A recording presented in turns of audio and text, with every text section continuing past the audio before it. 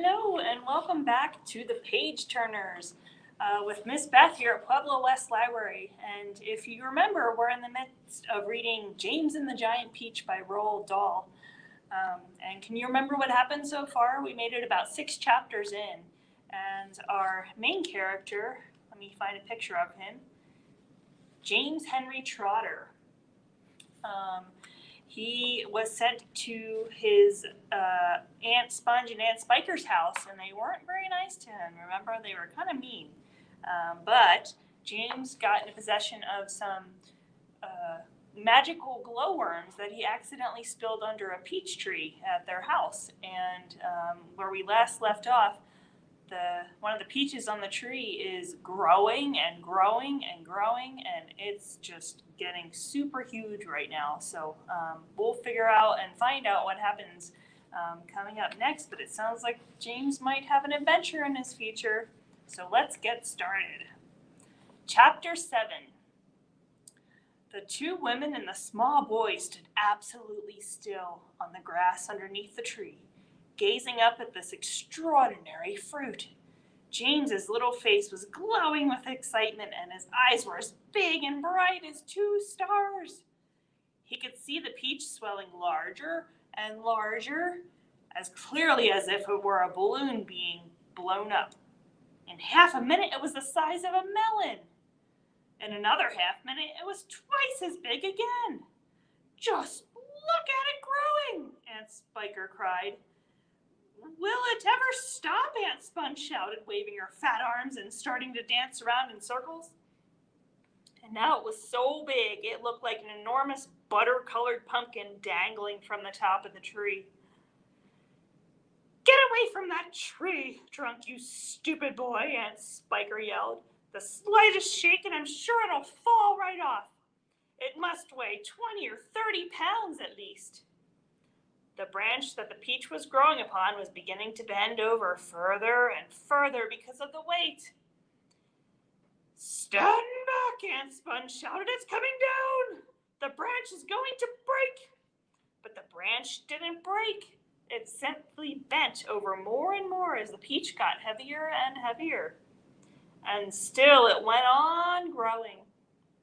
In another minute, this mammoth fruit was as large and round and fat as Aunt Sponge herself, and probably just as heavy. "It has to stop now," Aunt Spiker yelled. "It can't go on forever." But it didn't stop, and soon it was the size of a small car and reached halfway to the ground. Both aunts were now hopping around and around the tree, clapping their hands and shouting all sorts of silly things in their excitement. Gotta reenact this one. "Hallelujah! Hallelujah!" Aunt Spiker shouted. "What a peach! What a peach!" "Terrifico!" Aunt Sponge cried out. "Magnifico! Splendifico! And what a meal! It's still growing! I know! As for James, he was so spellbound by the whole thing that he could only stand and stare and murmur quietly to himself, "Oh, isn't it beautiful? It's the most beautiful thing I've ever seen." "Shut up, you little twerp," Aunt Spiker snapped, happening to overhear him. "It's none of your business." "That's right," Aunt Sponge declared. "It's got nothing to do with you whatsoever. Keep out of it." "Look," Aunt Spiker shouted. "It's growing faster than ever now. It's speeding up." "I see it, Spiker. I do. Bigger and bigger grew the peach, bigger and bigger and bigger. You have to see this picture. Look at that. Here's our little tree up here, and then the big giant peach. And if you can see, Spiker and Sponge and James standing at the bottom, just looking at it. It's humongous. Then at last, when the peach had become nearly as tall as the tree that it was growing on, as tall and wide, in fact, as a small house, the bottom part of it gently touched the ground, and there it rested. "It can't fall off now," Aunt Sponge shouted. "It's stopped growing," Aunt Spiker cried. "No, it hasn't." "Yes, it has. It's slowing down. Spiker is slowing down, but it hasn't stopped yet. You watch it." There was a pause. "It has now. I believe you're right. Do you think it's safe to touch it? I don't know. We'd better be careful. Aunt Sponge and Aunt Spiker began walking slowly around the peach, inspecting it very cautiously from all sides. They were like a couple of hunters who had just shot an elephant and were not quite sure whether it was dead or alive. And the massive round fruit towered over them so high that they looked like little midgets from another world beside it. The skin of the peach was very beautiful, a rich, buttery yellow with patches of brilliant pink and red. Aunt Sponge advanced cautiously and touched it with the tip of one finger. It's ripe, she cried. It's just perfect. Now see here, Spiker, why don't we go and get us a shovel right away and dig out a great big hunk of it for you and me to eat? No, Aunt Spiker said, not yet. Why ever not? Because I say so. But I can't wait to eat some, Aunt Sponge cried out. She was watering at the mouth now and then, now and a thin trickle of spit was running down one side of her chin. My dear Sponge, Aunt Spiker said slowly, winking at her sister and smiling a sly, thin-lipped smile. There's a pile of money to be made out of this, if only we can handle it right. You wait and see. Oh no. Chapter 8. Let's see what they're gonna do. The news that a peach almost as big as a house had suddenly appeared in someone's garden spread like wildfire across the countryside, and the next day a stream of people came scrambling up the steep hill to gaze upon this marvel. Quickly, Aunt Sponge and Aunt Spiker called in carpenters and had them build a strong fence around the peach to save it from the crowd. And at the same time, those two crafty women stationed themselves at the front gate with a large bunch of tickets and started charging everyone for coming in, like a fair. Roll up, Aunt Spiker yelled. Only 1 shilling to see the giant peach. So a shilling is a coin that you'll find over in England, kind of like our dimes or pennies or quarters that we have over here. They have shillings in England, where this book takes place. Half price for children under 6 years old, Aunt Sponge shouted. One at a time, please. Don't push. You're all going to get in. Hey, you, come back there. You haven't paid. By lunchtime, the whole place was a seething mass of men, women, and children, all pushing and shoving to get a glimpse of this miraculous fruit. Helicopters were landing like wasps all over the hill, and out of them poured swarms of newspaper reporters, cameramen, and men from the television companies. It'll cost you double to bring in a camera, Aunt Spiker shouted. All right, they answered. We don't care. And the money came rolling into the pockets of the two greedy ants. But while all this excitement was going on outside, poor James was forced to stay locked in his bedroom, peeping through the bars of his window at the crowds below. The disgusting little brute will only get in everyone's way if we let him wander about, Aunt Spiker had said early that morning. Oh, please, he had begged. I haven't met any other children for years and years, and there are going to be lots of them down there for me to play with, and perhaps I could help you with the tickets. Cut it out, Aunt Sponge had snapped. Your Aunt Spiker and I are about to become millionaires, and the last thing we want is the likes of you messing things up and getting in the way. Later, when the evening of the first day came and the people had all gone home, the ants unlocked James's door and ordered him to go outside and pick up all the banana skins and orange peel and bits of paper that the crowd had left behind. Could I please have something to eat first? He asked. I haven't had a thing all day. No, they shouted, kicking him out the door. We're too busy to make food. We're counting our money. But it's dark, cried James. Get out, they yelled, and stay out until you've cleaned up all the mess. The door slammed and the key turned in the lock. Chapter 9. Hungry and trembling, James stood alone out in the open. wondering what to do.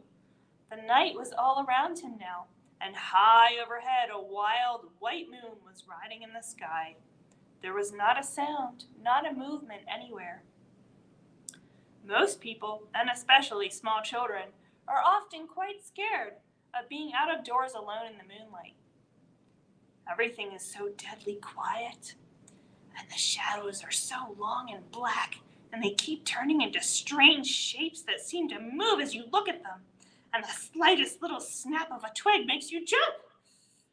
James felt exactly like that now. He stared straight ahead with large, frightened eyes, hardly daring to breathe.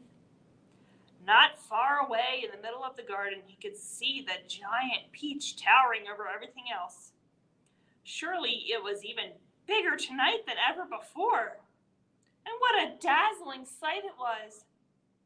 The moonlight was shining and glinting on its great curving sides, turning them to crystal and silver. It looked like a tremendous silver ball lying there in the grass, silent, mysterious, and wonderful. And then, all at once, little shivers of excitement started running over the skin on James's back.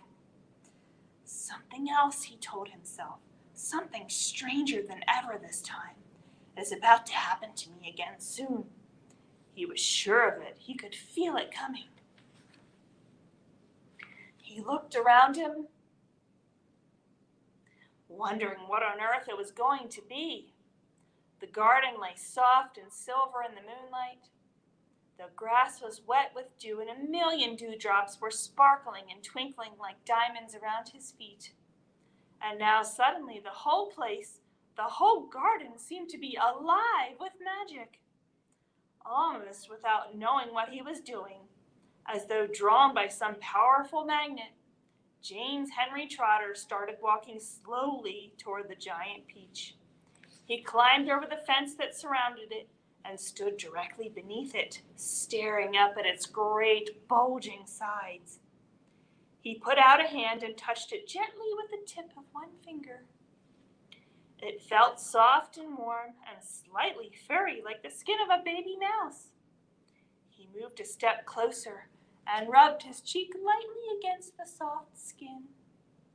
And then suddenly, while he was doing this, he happened to notice that right beside him and below him, close to the ground, there was a hole in the side of the peach. Ooh. Our next chapter, chapter 10. It was quite a large hole, the sort of thing an animal about the size of a fox might have made. James knelt down in front of it and poked his head and shoulders inside. He crawled in and kept on crawling. This isn't just a hole, he thought excitedly, it's a tunnel. The tunnel was damp and murky, and all around him there was this curious, bittersweet smell of fresh peach. The floor was soggy under his knees, and the walls were wet and sticky, and peach juice was dripping from the ceiling. James opened his mouth, and caught some on his tongue. It tasted delicious. He was crawling uphill now, as though the tunnel were leading straight toward the very center of the gigantic fruit. Every few seconds he paused and took a bite out of the wall. The peach flesh was sweet and juicy and marvelously refreshing. He crawled on for several more yards, and then suddenly, bang! Oh! The top of his head bumped into something extremely hard, blocking his way. He glanced up. In front of him there was a solid wall that seemed at first as though it were made of wood. He touched it with his fingers, and it certainly felt like wood, except that it was very jagged and full of deep grooves. Good heavens, he said. I know what this is. I've come to the stone in the middle of the peach. Then he noticed that there was a small door cut into the face of the peach stone. He gave a push, and it swung open. There's our peach tunnel with the door at the end. He crawled through it, and before he had time to glance up, and see where he was, he heard a voice saying, "Look, who's here?" And another one, "We've been waiting for you." James stopped and stared at the speakers, his face white with horror. He started to stand up, but his knees were shaking so much he had to sit down again on the floor. He glanced behind him, thinking he could bolt back into the tunnel the way he had come, but the doorway had disappeared. There was now only a solid brown wall behind him. Chapter 11. James's large, frightened eyes traveled slowly around the room. The creatures, some sitting on chairs, others reclining on a sofa, were all watching him intently. Creatures? Or were they insects? An insect is usually something rather small, is it not? A grasshopper, for example, is an insect. So what would you call it if you saw a grasshopper as large as a dog? As large as a large dog. You could hardly call that an insect, could you? There was an old green grasshopper as large as a large dog, sitting on a stool directly across the room from James now. And next to the old green grasshopper, there was an enormous spider. And next to the spider, there was a giant ladybug with 9 black spots on her scarlet shell. Each of these 3 were squatting upon a magnificent chair. On a sofa nearby, reclining comfortably in curled up positions, there was a centipede and an earthworm. On the floor over in the far corner, there was something thick and white that looked as though it might be a silkworm. But it was sleeping soundly and nobody was paying any attention to it. Every one of these creatures was at least as big as James himself, and in the strange greenish light that shone down from somewhere in the ceiling, they were absolutely terrifying to behold. "I'm hungry," the spider announced suddenly, staring hard at James. "I'm famished," the old green grasshopper said. "So am I," the ladybug cried. The centipede sat up a little straighter on the sofa. "Everyone's famished," he said. "We need food." 4 pairs of round, black, glassy eyes were all fixed upon James. The centipede made a wriggling movement with his body, as though he were about to glide off the sofa, but he didn't. There was a long pause and a long silence. The spider, who happened to be a female spider, opened her mouth and ran a long black tongue delicately over her lips. "Aren't you hungry?" she asked suddenly, leaning forward and addressing herself to James. Poor James was backed up against the far wall, shivering with fright, and much too terrified to answer. "What's the matter with you?" the old green grasshopper asked. "You look positively ill." And I want to show you one of my favorite illustrations in this entire book. It shows you all of the creatures that James just met. Ladybug and spider and old green grasshopper and centipede. And there's earthworm. Let me hold it a little closer.